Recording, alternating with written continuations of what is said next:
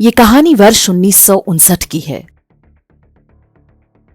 19 साल की एक अमेरिकी लड़की जिसका नाम होप कुक था, भारत घूमने आई। भारत आकर वो सीधे दार्जिलिंग गई। जिस होटल में वो ठहरी उसी में सिक्किम के युवराज पाल्डेन थोंडोप नामग्याल भी ठहरे हुए थे। सिक्किम का तब औपचारिक रूप से भारत में विलय नहीं हुआ था। होटल में होप कुक की युवराज पाल्डेन से मुलाकात हुई और दोनों में प्यार हो गया। मात्र 4 वर्ष बाद 1963 में दार्जिलिंग की ही एक बौद्ध मॉनेस्ट्री में सिक्किम के भावी राजा पाल्डेन नामग्याल ने उस अमेरिकी लड़की के साथ विवाह कर लिया। किसी परिकथा जैसी दिखने वाली इस कहानी का क्लाइमैक्स अभी बाकी है।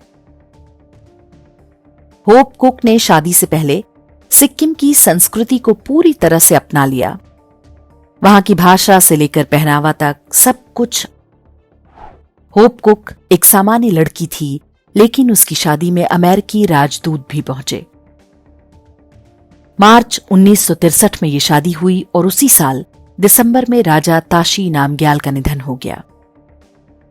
इसके बाद युवराज पाल्डेन नामग्याल राजा बन गए और उनकी अमेरिकी पत्नी होप कुक सिक्किम की रानी बन गई। होप कुक ने रानी बनते ही भारत के विरोध में जहर उगलना शुरू कर दिया। वो विदेशी मीडिया को बुलाकर इंटरव्यू देती और उसके बयान देसी विदेशी अखबारों में प्रमुखता से छपते। होप कुक ने कहा कि सिक्किम एक स्वतंत्र देश है, भारत हमारे आंतरिक मामलों में दखल ना दे। अमेरिका की लाइफ मैगजीन ने एक सशक्त महिला के रूप में रानी होप पर यह कवर स्टोरी छापी थी। सिक्किम के राज परिवार पर राजा पाल्डेन नामग्याल से अधिक उनकी अमेरिकी रानी का दबदबा स्थापित हो चुका था। कहते हैं कि अमेरिका सिक्किम में अपना सैनिक अड्डा बनाना चाहता था, जहां से वो चीन और भारत दोनों पर नियंत्रण रख सके।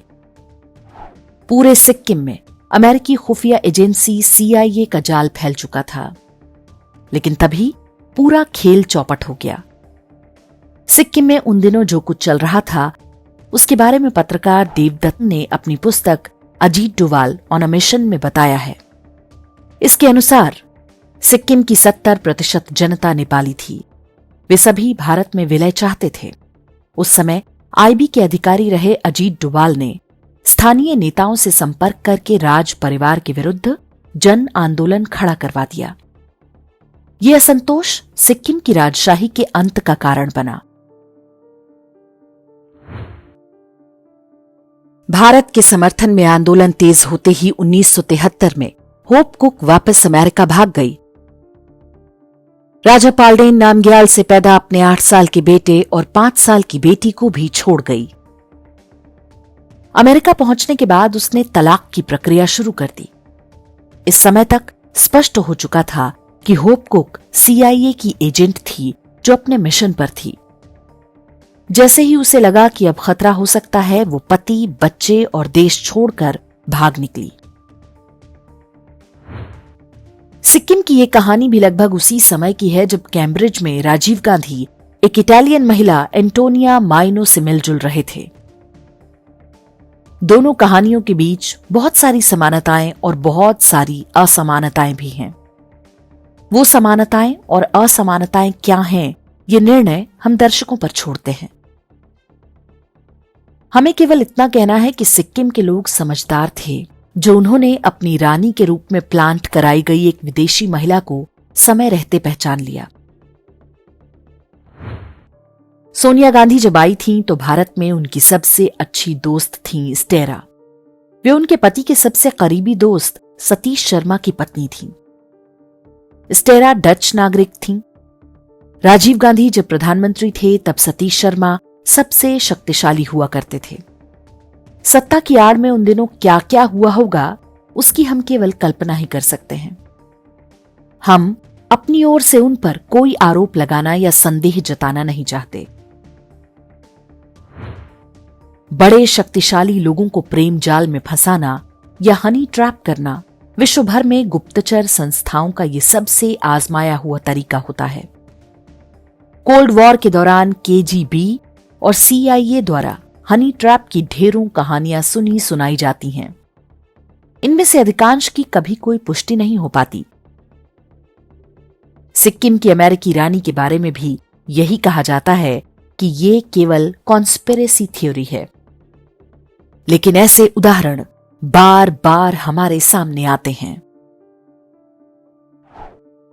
लद्दाख में असंतोष भड़का रहे सोनम वांगचुक की कहानी में भी रेबेका नॉर्मन नाम की एक अमेरिकी महिला का नाम आता है। कहा जाता है कि 1992 में उसी अमेरिकी महिला के साथ मिलकर वांगचुक ने लद्दाख में शिक्षा क्रांति की, जबकि पूरे लद्दाख में 2018 तक एक भी विश्वविद्यालय नहीं था। सोनम वांगचुक ने उस नरेंद्र मोदी सरकार के विरुद्ध जनता को भड़काया, जिसने दशकों से उपेक्षित पड़े लद्दाख में पहला विश्वविद्यालय खुलवाया, ढेरों विकास परियोजनाएं शुरू कराईं और लद्दाख को भारत की मुख्यधारा से जोड़ा।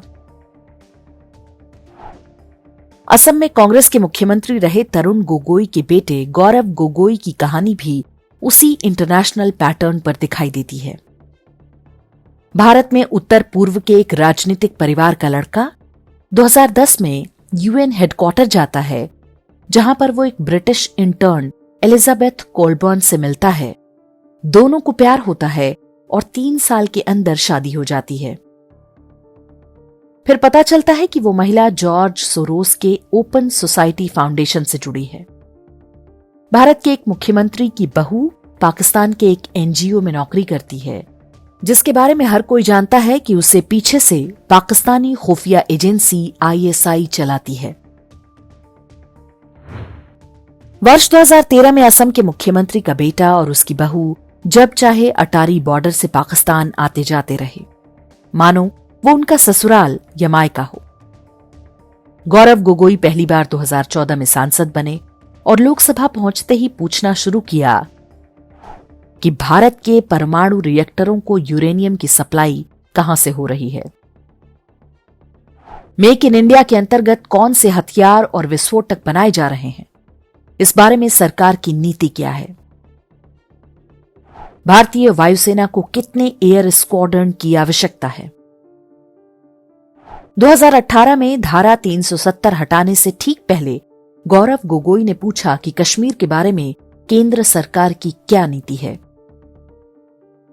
इसके अतिरिक्त भारत के जल संसाधन और नदियों के जल के रणनीतिक प्रयोग से संबंधित प्रश्न भी पूछे। गौरव गोगोई ये सब क्यों जानना चाहते थे, उस बात को छोड़ भी दें तो असली प्रश्न है कि वो कौन सा दबाव था कि उन्होंने अपने दोनों नाबालिग बेटों को हिंदू से ईसाई बनवा दिया और उनकी भारतीय नागरिकता सरेंडर कर दी। अगर कोई अंडर प्रेशर में यह काम कर रहा है, जैसे अपना बेटा का धर्म परिवर्तन, अपना बेटा का पासपोर्ट परिवर्तन, ये बहुत इजी डिसीजन नहीं होता है। अगर मुझको कोई मेरा वाइफ आके बोले कि मेरा बेटा को तुम आज you make him citizen of UK। Sikkim का युवराज हो, गांधी परिवार का कोई शहजादा हो या असम के मुख्यमंत्री का बेटा या कोई अन्य व्यक्ति, देश में क्या क्या होता रहा है ये समझना बहुत कठिन नहीं। इंटेलिजेंस एजेंसियां जानती हैं कि उनके एजेंट्स की सच्चाई कभी भी सामने आ सकती है, इसलिए उनके बचाव का पूरा तंत्र भी वे पहले से सक्रिय रखती हैं। जैसे ही किसी पर कोई कड़ी कार्रवाई होगी, वे इसे राजनीतिक प्रतिशोध का नाम देकर अपना प्लान B एक्टिवेट कर देंगे। ये वो ट्रोजन हॉर्स हैं जिनका मुकाबला कोई सेना, कोई सुरक्षा एजेंसी या कोई सरकार कभी नहीं कर सकती। ऐसे षड्यंत्रों का उत्तर जनता को ही देना पड़ता है, ठीक वैसे ही जैसे सिक्किम के लोगों ने दिया था, जिसके बाद अमेरिकी रानी को जान बचाकर अपने देश भागना पड़ा था।